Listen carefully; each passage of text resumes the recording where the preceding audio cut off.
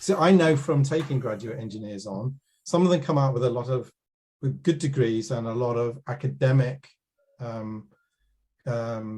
tuition. So I'd want to know that they've got some skills where I'm not spending my first year engineers around me teaching them how to do front end stuff or how to use CAD tools. So if they've used a simulator, if they've used a synthesizer, if they've used a layout tool, then I know even though it's not the tools that I'm using, to me, if they're good, it doesn't matter, because my own experience in commercial and open source tools is they are trying to do very, very, very similar things. And it's usually just the semantics and the actual interface that is different. A lot of the stuff you already have in Chipschool, the overview of process systems, SoC systems, the overview, having access to how to use synthesizers and layout tools, that is the thing, because it says, I don't then have to spend that money on my engineers' time to teach them that.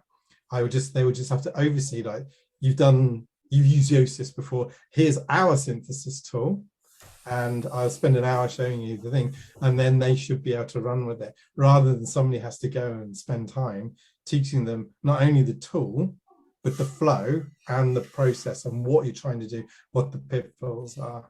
And I think the real benefit of Chipschool as a complement to their academic studies is that you can put them to use straight away.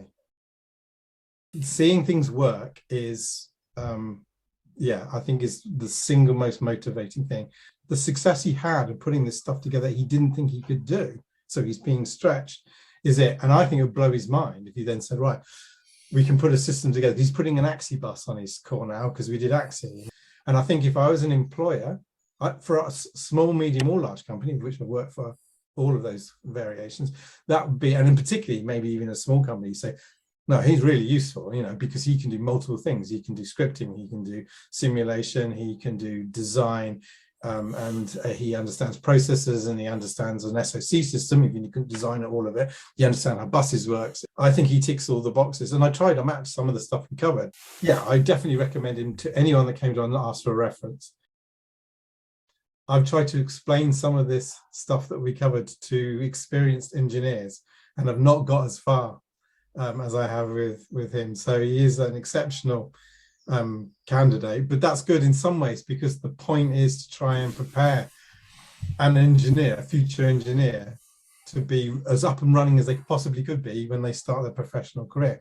I've mentored young graduate engineers in maybe 1 or 2 years experience. I've never interviewed anyone at that level. That kind of candidate means that if I was now an employer interviewing graduates, somebody says, well, I've done a RISC-V, which is impressive, and it's got this self-checking test bench, which you can verify because it's all checked in on GitHub, which just runs through a whole set of tests, now including the RISC-V international test, and says pass at the end of it.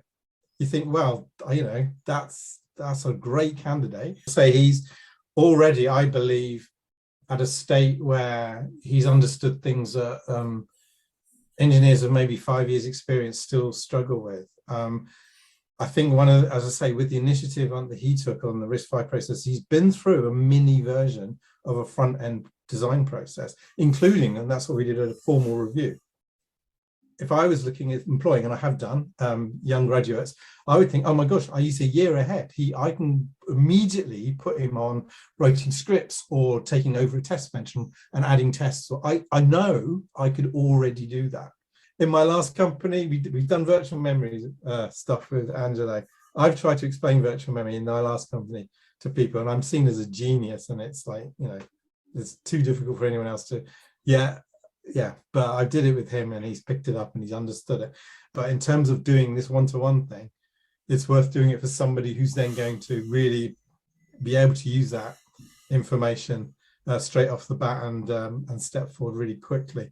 If there are people like Angelo who get enough information to be motivated into it, I'm sure there's plenty of people that could be as bright as him. I mean, I know he's a top percentile, right? But that's the point, out of millions of people.